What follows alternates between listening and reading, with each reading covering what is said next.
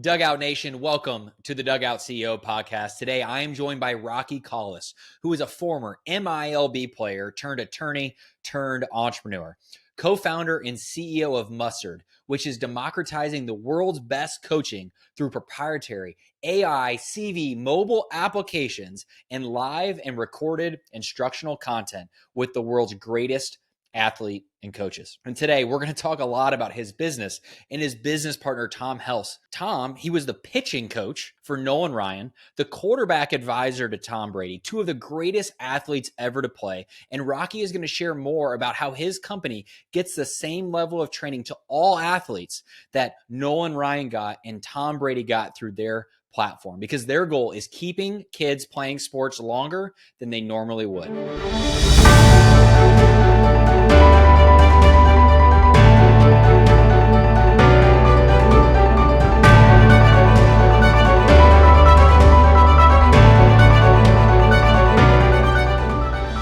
Rocky, welcome to the Dugout CEO. Thanks for having me. Excited to be here. All right, so we're going to talk about the concept here, or the condiment of mustard. But first, mustard. What was it about mustard? I know it's kind of like a baseball term, a sports term. It's obviously the name of your company, which we're going to talk about. But how'd you come up with the name Mustard? I think everybody was just a little hungry when we came up with the name, and it just came. Now, we went through a long process. We had a number of co-founders that are former athletes, and at first we kind of thought we were marketing geniuses, and we all tried to come up with a name ourselves. And we had a bunch of names that we shared them with friends and family, and everybody just thought they weren't very good. And so eventually, as we raised a little bit of money, we hired a great marketing agency to help us come up with some consumer-facing names.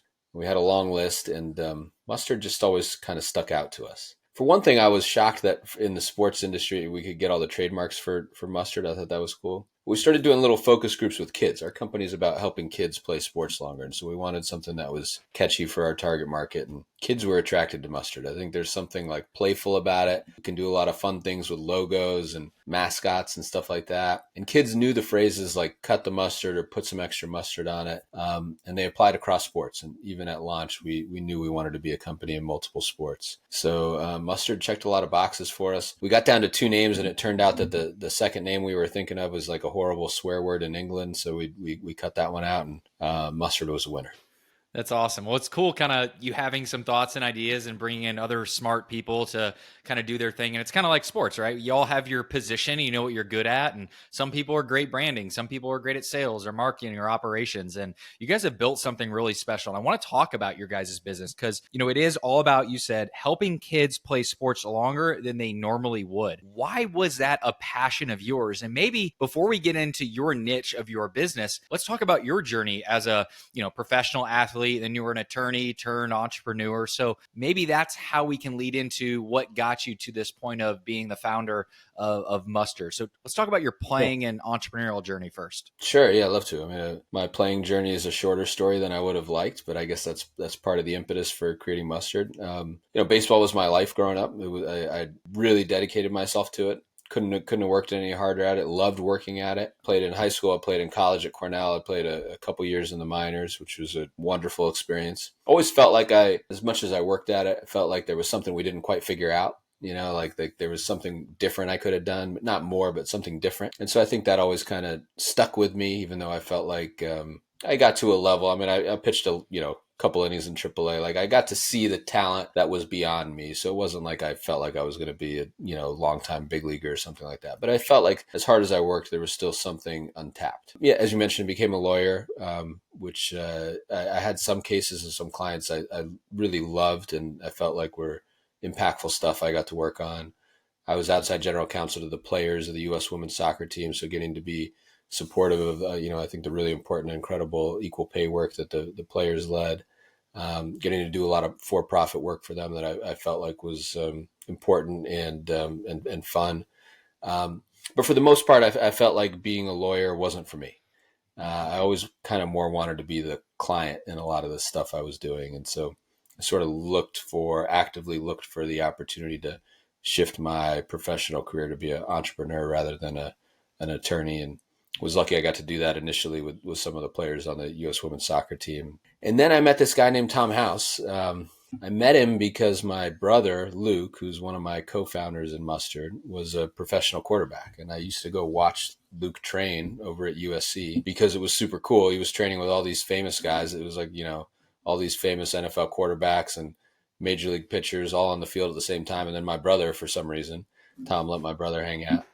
No, my brother was a great quarterback. I'm teasing him, but it was amazing getting to know Tom and just seeing his impact on professional athletes. And I think for me, seeing the way Tom worked with some athletes, it is sort of like harkened back to my feeling of having something untapped. I had great coaches. Elite coaches. I just saw Tom using a scientific process with some of the top athletes that basically nobody had access to, right? This intense 3D motion analysis, algorithms that have been refined over 30, 40 years. And that's how, Drew Brees and Tom Brady were getting their training programs. It was this scientific approach. Even as a college or minor league player with great coaches, you're not sniffing stuff like that, at least not when I was playing. And so that I was really attracted to something there. And Tom and his coaching partner, Jason Goldsmith, who's an incredible mental performance coach, they had the idea for Mustard, and they kind of came to me with it when I was starting my entrepreneurial journey. And it just kind of, what do you think about this? Can you help? What if we could take Tom's coaching and just give it for free to every kid all over the world? What would the world look like if kids could get that kind of coaching early and play sports longer? What kind of impact would that have? I think when Jason put it that way to me, that was like the head exploding moment. And I knew I wanted to dedicate myself to it if they would have me.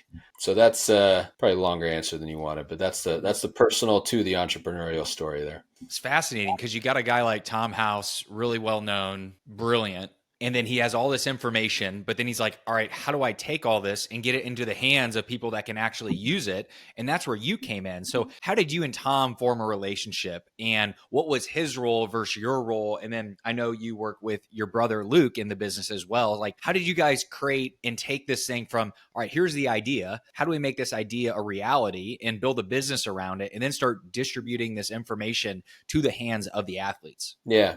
So I think Jason Goldsmith was really the initial idea person.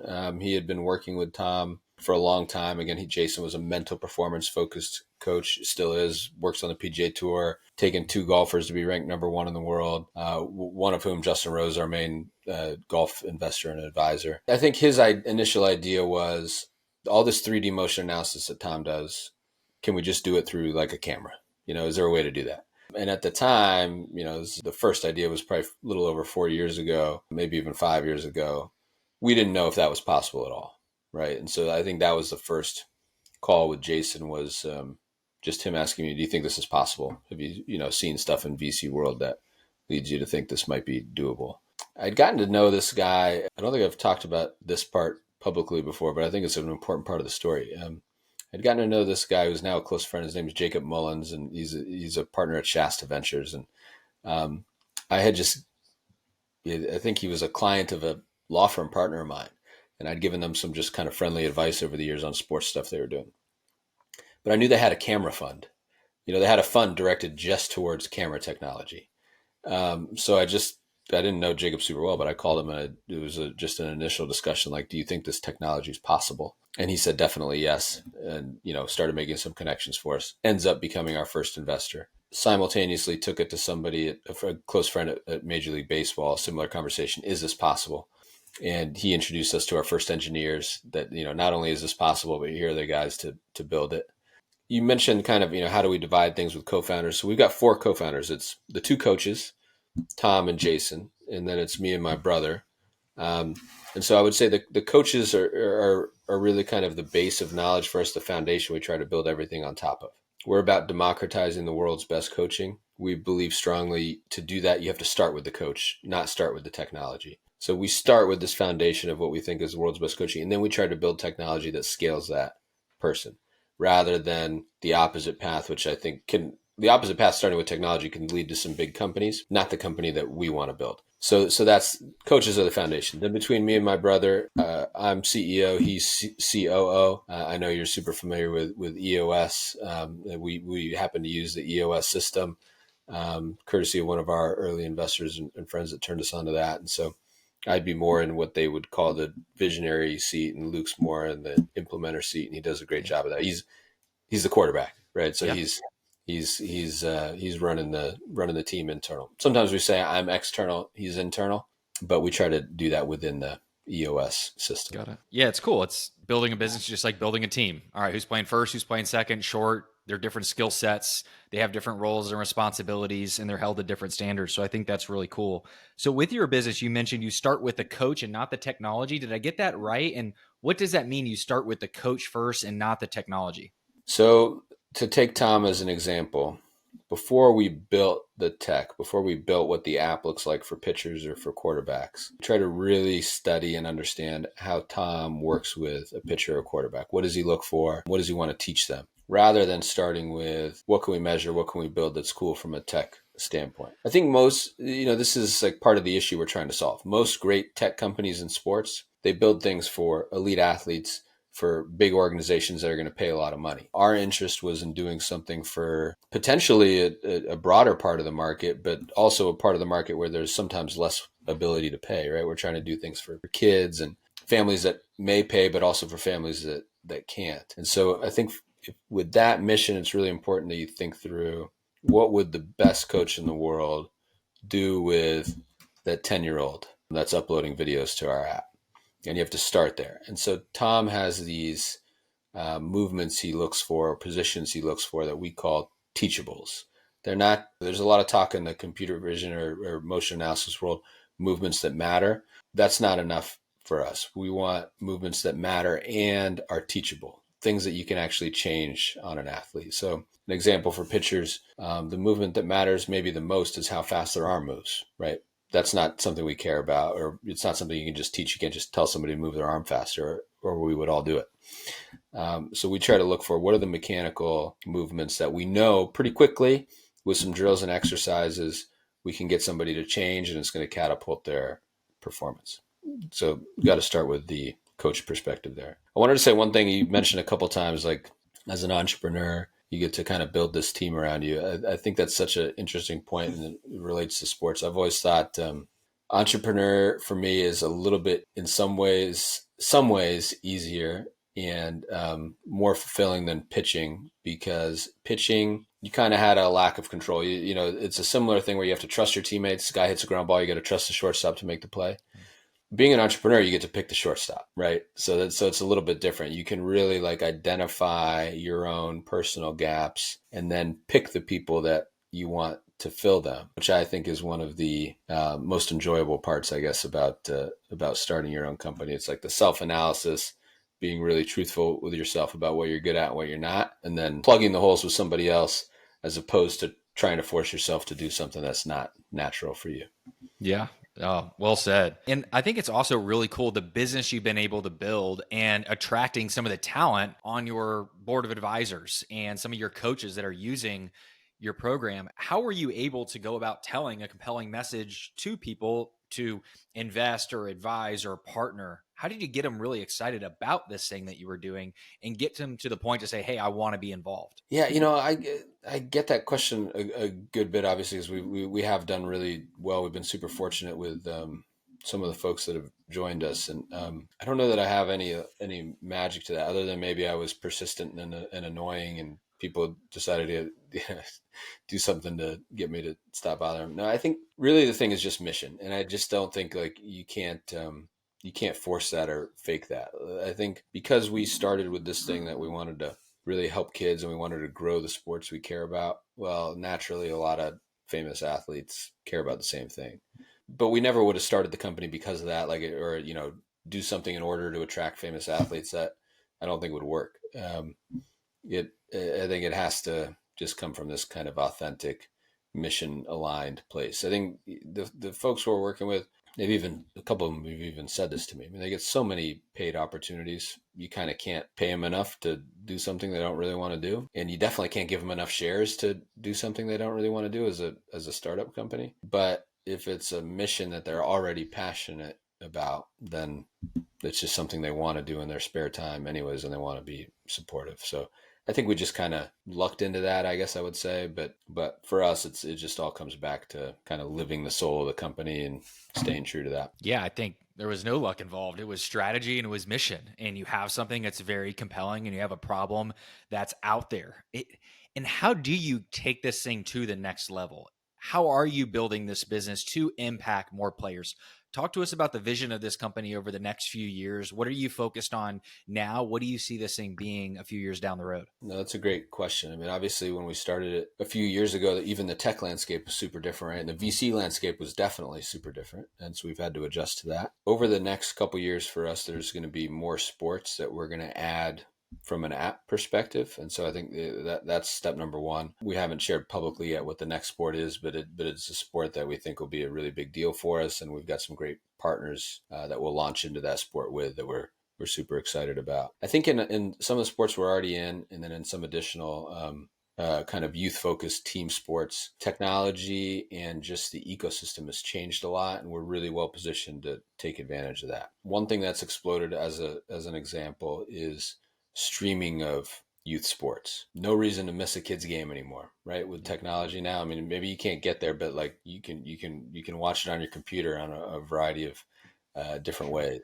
Our technology is really uniquely, this we did look into. We're uniquely situated to plug into those streaming services. So our technology works from essentially any camera angle. This is something we've patented on the back end. We actually identify the camera angle that was used by a video, and then we can calculate 3D data on an athlete as a result of understanding that camera angle. So we're really, long story short, we're really looking at ways that we can help coach every athlete rather than just the folks that we can get to download the app. And again, part of that is an adjustment to broader landscape. It used to be for a mobile app, you go out, you acquire customers profitably.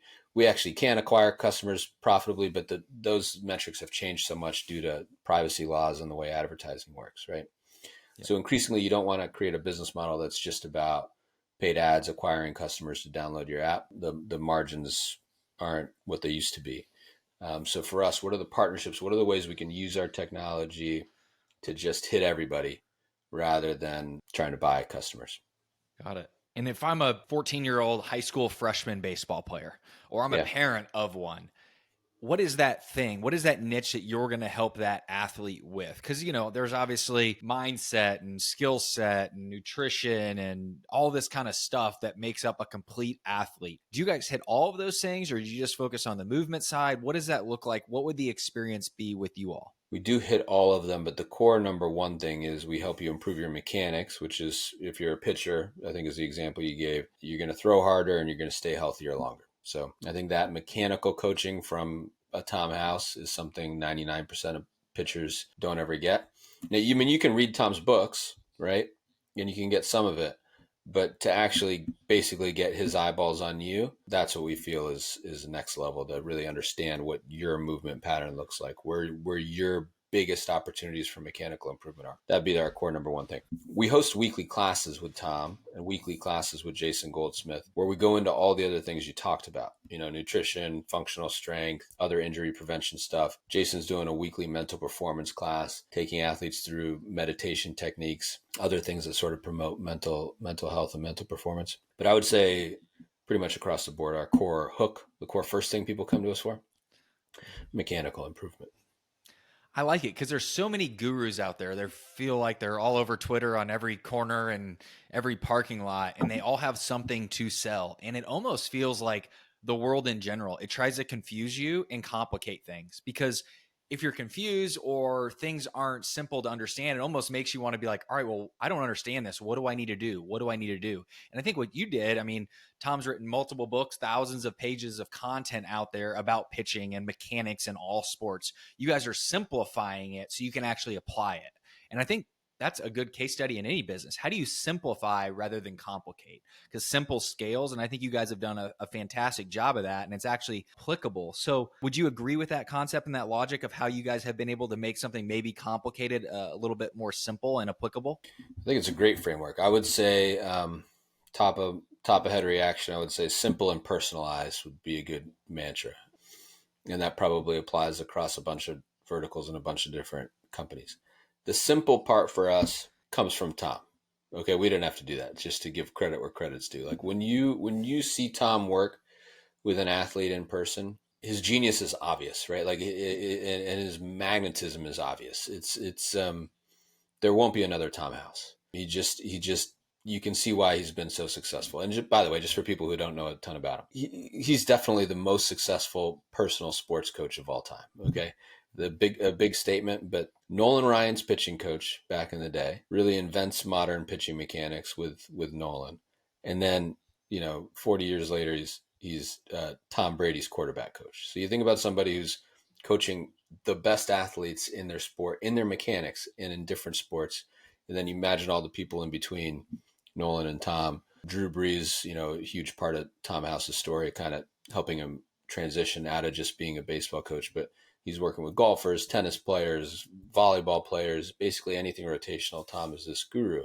I think universally people that go to him, they feel like he makes an immediate impact. It's not coaching that takes 3 or 6 months to show some effect on you. He gives you something on day one that'll help you. And that's because of exactly what you're talking about. I think it takes people a while to see it. But he is naturally looking at a really complicated motion. There's a million things going on in any rotational movement.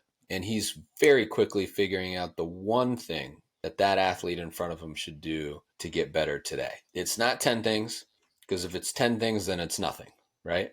So he's giving them one thing they can do. And usually, especially for younger athletes, although I've seen this with major league pitchers recently too, usually he's able to give them something just in their setup position, tweak something in their setup position, and 50 other things fall into place as a result.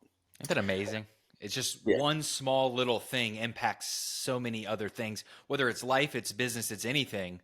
Like what's the real issue? And he's able to find that real issue, which then impacts almost everything else. So then I think the question is like, so he's done the simple part. That's in his books, right? Like his books do make it pretty simple. And I think there's a lot of people on Instagram that do a great job making things simple and catchy. The question is, which one is for you, right? Like a lot of times Tom will close somebody's setup position or narrow their feet. All right, how can I tell really if that's the same tip for me or if I'm already doing it that way, right? And maybe you can study enough and get there, but you might mess it up if you try to do it yourself. And especially with something more complicated than setup position, do your shoulders start to open before foot strike? I wouldn't want kids trying to figure that out on video on their own, right? I think most of them are going to get it wrong. So that's where the apps come in for us. They take something simple that a coach has already created and then apply it to a player so that you're not guessing anymore as to which great coach tip, which simple trick you should be applying to yourself. The app will just tell you. Got it. Fantastic. So we're going to go around the horn here. I got a few questions for you, but first, if you're interested in learning more about what you guys are doing at Mustard, where do you go to learn more? And then who's the customer? Who would be the right person to even click on the link and learn more about what you guys are doing? Thanks for asking that. Yeah, so it's really coaches, parents, and athletes, and we've got something to help each of those folks directly. So if you're a coach, we're doing a lot of work with high school teams, travel ball teams, even as young as little league teams, really becoming kind of their pitching coach in their pocket, and offering a lot of additional support for that too. So if you're a coach looking for pitching coach assistance and some engaging technology you can use with your players, best thing to do is reach out to us over email, or you can check out some packages on our website, Team MSTRD, so TEAMMSTRD.com, and our contact info is on there. If you're a parent or a player and you want to use our technology, get a mechanical analysis, get personalized drills and exercises recommended from Tom House, just download the app. It's free to try. So it's Mustard Pitching in the App Store. And check us out and let us know what you think. It's simple. Awesome. All right, cool. So you got a few GOAT advisors and coaches on your staff. I just want to go around the horn real quick. I'm going to throw you a name. Why do you think they're great at what they've done on the field and off the field? So we're going to start. You've mentioned Drew Brees. I'm a Purdue Boilermaker. He's a Purdue Boilermaker. Drew Brees. Why is he a GOAT? Drew's an amazing human. I guess if I was going to pick one word, I would say routine. Drew's routine just is so dialed in and so thoughtful, and he sticks to it so well that I think it encapsulates all of his other amazing characteristics.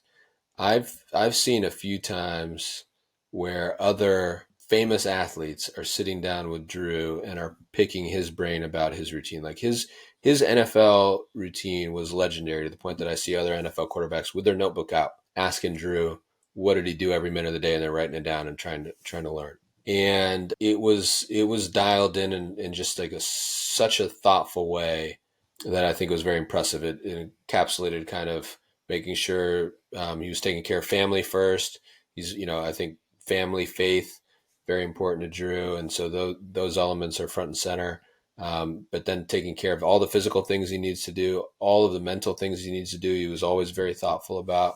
But obviously there's a tremendous work ethic there that goes into sticking to a routine like that. That's that dialed in that when you have a work ethic like that, you're going to get the most out of your potential, right? It feels like everybody says routine. Miracle Morning, I just read that book, and it's how to start your day and the things you should do before everybody else gets out of bed kind of thing. But it's so hard to stick to a routine. What do you think it is about him that he was not only able to have a good routine, but able to stick to it? And why is that so hard sometimes for people to know, hey, these are the things I should do, but it's hard to often do it consistently? That's a great question. I haven't really thought about that before, but I think off the top of my head, based on what you just said, my guess is that it's because Drew came up with his routine himself and he really believes in it. Mm. I don't think he was taken, he took some tips from Tom and other great coaches, I'm sure. But in the end, this was his routine, and he said, these are the things I know I need to do to be successful. I think it's probably harder if you're trying to take it from, like I would never do Drew's routine. I mean, it's not the things that are my priorities. I mean, for example, he goes to bed really early. I get a lot of production done at night, right? So just as one example. But I think if you construct a thing and you've tried it yourself and hey, this makes me feel the best and this makes me perform at my best, then it can become a little bit more addictive rather than something you're forcing yourself to do. Got it. All right. I'm going to ask one more GOAT question. Yeah. Rocky Collis, what do you got? Obviously I'm not anywhere near the category of these other folks, but it's not, I guess, kind of you to ask about me. I think just try to learn from all these other folks, right? And try to take a little bit from each of them. So, if we went down the list of names, I could probably tell you something I've learned from each of these folks, but how lucky am I to be around all these people and get to pick the brains of amazing coaches and athletes all the time. I guess for me, I got into a place in life where I get to work on something I'm super passionate about. So I just don't feel like I'm working anymore. I know people say that, but I guess I've felt that for the first time in my life. Even when I played baseball, I loved playing, but it wasn't always pure joy. And I think what I'm doing now is pure joy because I believe in the impact of it. So maybe if you're asking me to share one thing that I think is a secret or like an unlock, is, I guess, no, it's no secret, but it's finding a passion point. Then everything is joyful, right? You going through hard times, you're going through stressful times. We all have that. But if it's in pursuit of something that you think is impactful, I don't know. I think that's the holy grail. So let's say it is, I don't know if it's 80-20, where 80% of people are searching for that thing that they are passionate about, that they are joyful in. If they're not already in that thing, if they're still searching, what advice would you give somebody that they're waking up and they're not fired up every day? They haven't found that passion point. They're not joyful. They're looking for that next thing. Any advice you'd give somebody to say, all right, these are some things that you could do to find that thing? One framework I heard from a really close mentor of mine, Steve Nelson. He's the founder at Carbon 3D, largest 3D printing company, right? He's been a huge force for us at Mustard and just in my life generally. He has this framework that he and some other elite investors use, which is, what do you want the world to look like in 10 years? Okay, what's kind of missing in the world? What would you change in the world? If you could change one thing in 10 years, what would it be? And then you work backwards from there. Okay, so if I was going to change that one thing 10 or even 20 years down the road, where would I have to start today in order to make that change, right? And usually we're talking about something in entrepreneurship, some kind of company you would want to start or something like that. But I think that's a really helpful framework. And then you can see how it applied to Mustard. Well, we would want kids not to be cut out of sports opportunities because of a lack of resources. We want everybody to be able to play, and we want everybody to be able to grow.